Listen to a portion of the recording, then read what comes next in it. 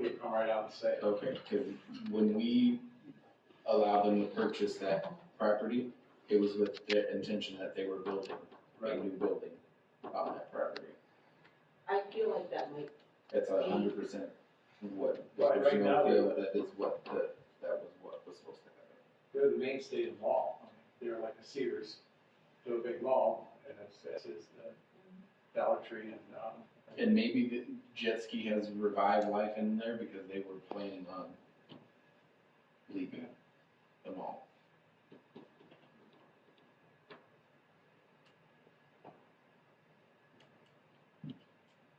Can I make a comment? I know it's not open to the public. the public section. May I make a comment? I know it's not open to the public, but. There is a public section at the end. Okay, We just about ready. that's fine. Thank you. So is there any more discussion on this? Is there anything that we need to do as a directive or no? Not this one, I think you already said go, and we're gonna follow up with the grant. Yeah, so the further look kind of the scope that we talked about in the events, I think I sent you a contract, so we'll just need to get that, so we can sign that, and then we'll be. Do we know what we need to do next for the grant? I think you'll have to send them a bill, they fund the grant half up front, and Okay. then half when we're But we done. have obviously haven't missed any deadlines or anything like that. Not that I'm aware of. Okay. So they're just waiting for us to do something. Okay. And then as part, so everybody understands, part of that discussion is we're getting grant money for this master plan. That's right. Yeah, we stated that a couple months ago. Yeah. Okay. All right, we'll move on to citizen comments. So you just answered the question I wanted to share. To make sure you guys were aware, there is grants from the state of Michigan worth up to $50,000 for master plans. So you guys are already on top of that. So that's awesome. what's your name again? I'm sorry, John Whiteley. I'm with Sable Developing and Sable Homes. I'd like to get one of those books with the maps if that's possible, even if there's a fee. So to show, like you just Do distributed. you want a hard copy or can I email it to you? I'm pretty old school, so I can do the email, but I'll take the hard, but whichever is the most available. Get with me after the meeting. Yep, So I okay. can get some Yep. information. The other, I'm encouraged, John has encouraged me to come to the board meeting and your council, planning commission.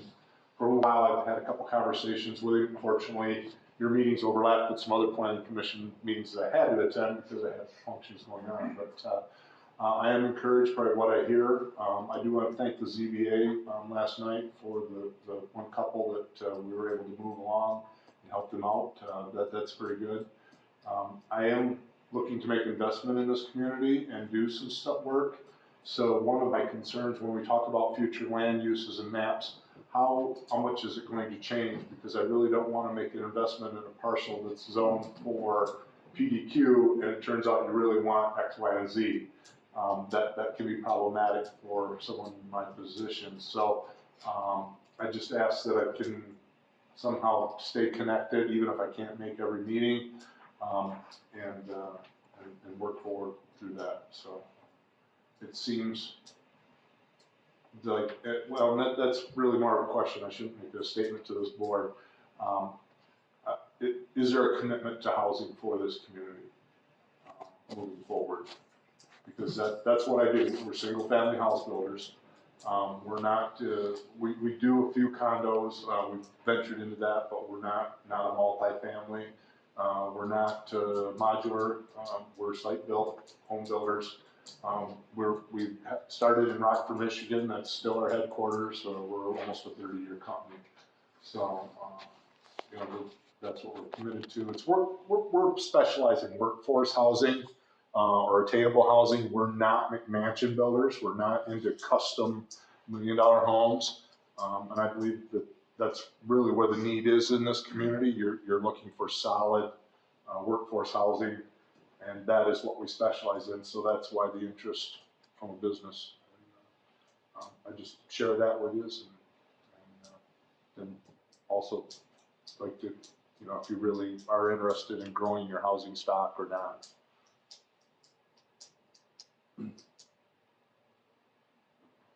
Okay.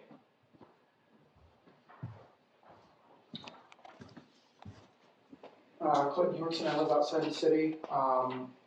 I would like to correct something that the city manager said during this meeting, because he said he's gone into the mall and Kate Jetski has shown him that the mall isn't that bad. And for the most part, he is correct. Kate Jetski has been a breath of fresh air for the mall. However, the outside of the mall, especially where Tate Jet Ski illegally dumped hundreds of gallons of water that was rust and mold covered. You can still see the rust stains on the sidewalk and the road. I highly doubt Mr. Stopples authorized that dumping. Combined with the fact that the gym area, and I know this because I attempted to buy that area of the mall, is still flooded up to your waist. There is foundation issues in that part of the mall. Because I've been down in that basement, it's 4,000 or 5,000 square feet in the basement. The foundation is starting to come apart. I'm not saying that the city needs to take the entire mall, but that particular section of the mall is vital for the rest of the unit. So if the person who currently owns it does not want to do anything for it, the city needs to come in, take it under eminent domain, as they are allowed to do, and make it to where the mall doesn't completely collapse. Thank you.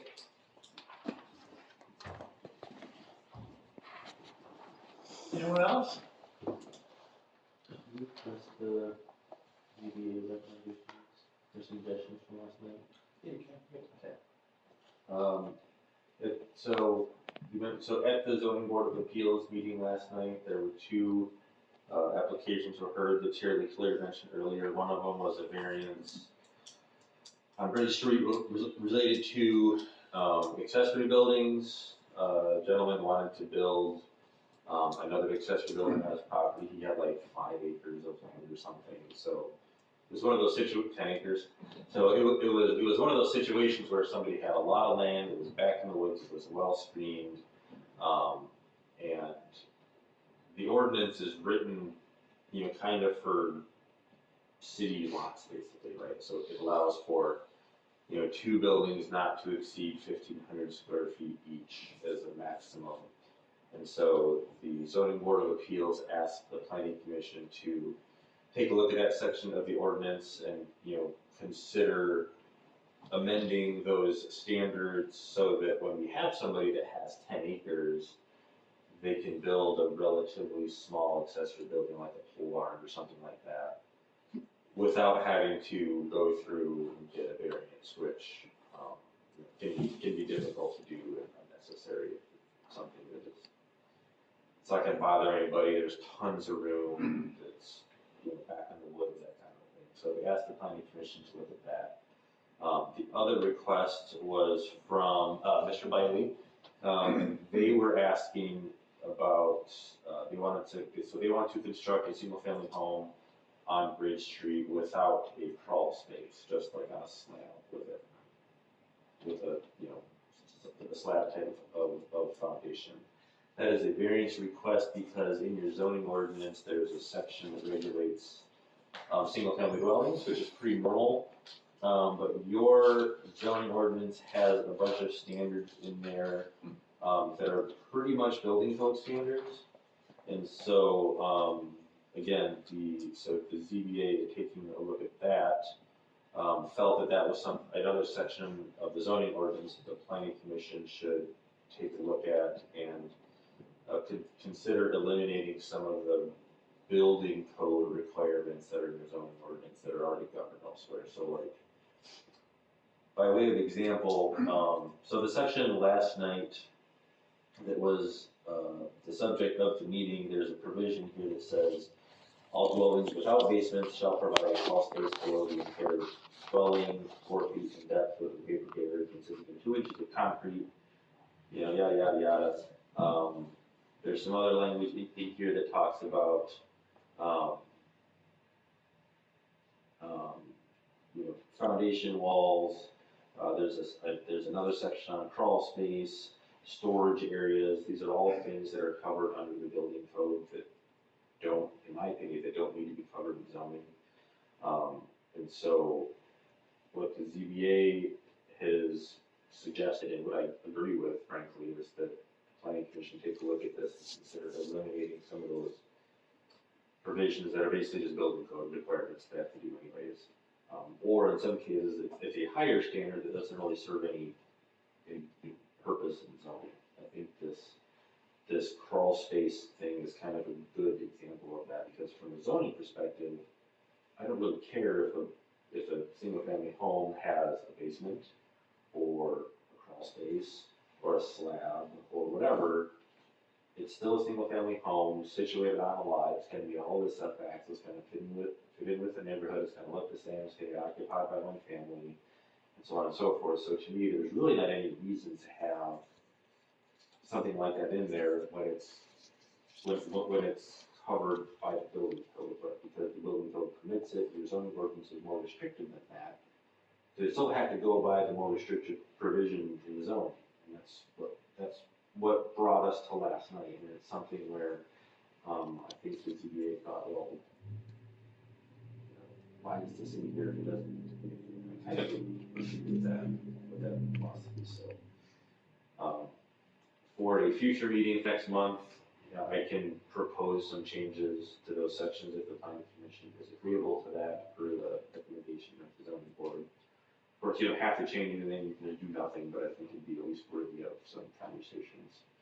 And I think to the point that we're talking about with the master plan, and we all know that housing, you know, affordability is a significant concern, so anything that we can do to, you know, remove any kind of regulatory hurdles or barriers to doing something simple as building one single house on a vacant city lot. I kind of think that we should be looking at ways to accelerate that process if we can, get people housed without having to incur additional expenses like zoning board review. Do you think the zoning laws are written the way they are because the city has not had building inspections as part of their operation?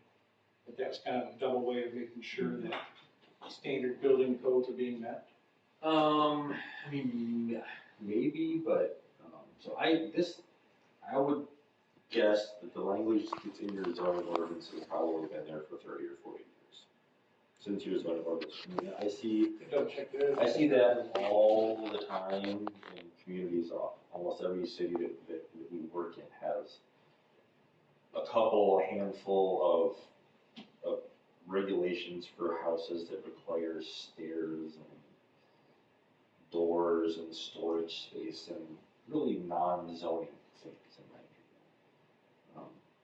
So I don't know why they made it in there, and there could have been a perfectly good reason for it, for all I know, but in this day and age with the building code being what it is, with having building inspectors that go in to make sure that everything meets not only the, you know, building code, but electrical, structural, everything else. I really don't see the need to also have, you know, the zoning administrator going, oh, is your closet big enough, or is your crawl space? I mean, it doesn't really matter for the zoning. So. I can add to that. A lot of these actually came from years ago when we had a lot of modular homes being based on site in different locations. And many times it was an attempt to restrict that in a manner that, because they're a housing by class or by right, there's that seesaw of how do we prevent and make sure we're getting the quality housing stock we want. And so some of that's left over also from those types of things. But one of the things that happened at our state is they adopted a statewide code now. So for us as a builder, we don't encounter a different code at every community we go to. So we know what the rules are. So that's back to We're seeing more and more inspections done by multi-purpose groups because of the cost, and they're streamlining. But ultimately, us as a builder, we know what the rule is before we start, without having to get familiar with the community and adjust the home to those specific specifications. So I'm sorry if I'm interrupting, but that is a history lesson that I've grown up with. So is it agreed that we have Randy go through that and give some ideas? Do we make a motion for that, or? Well, as long as it's clear that, I mean, I got it. Hope it's something that's fun. Thanks. Okay. Okay, we'll move down to commissioner comments. Jennifer? I would like to say thank you to our citizens and our guests, Mr. Riley and Mr. Hewardson, thank you for your comments. And thank you also, Williams and Works, for being here and advising. That is all. Yes, I want to thank everybody who took the time to fill out the survey, to help us kind of decide on how to move forward with the number of animals and trap neuter release, feral cats and dog park. Thanks to Williams and Works, Whiteley, and I am excited to start this master plan after a long time. That's it. Okay. Audra? I'm looking forward to this process myself as well. I think that getting the community involved is gonna be a huge, asset for our community and to move us in the direction that we should be going. So I'm pretty excited about that. I appreciate the comments that we've had. It's been a great history lesson, something I wasn't aware of, so thank you very much for your input. As always, Andy, thank you for all of the work that you've done and continue to do for us. You've been a big asset. It's appreciated. I'd just like to thank everybody for coming. Thank you for the comments. Thank you for your interest in Belding.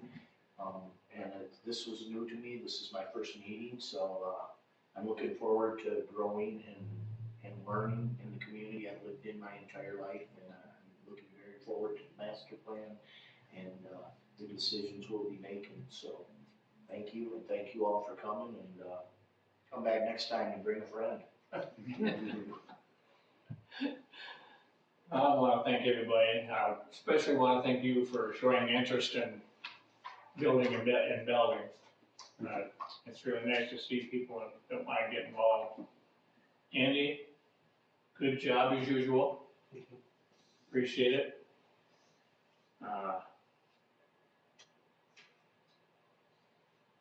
John, do you have anything else? Nope, I'm all set, thanks. Okay. Well, I'll entertain a motion to adjourn. Mr. Taft, Yes. Ms. Stone, Yes. Mr. Davis, Yes. Ms. Geister, Yes. Chairman Peter. Yes. Meeting adjourned.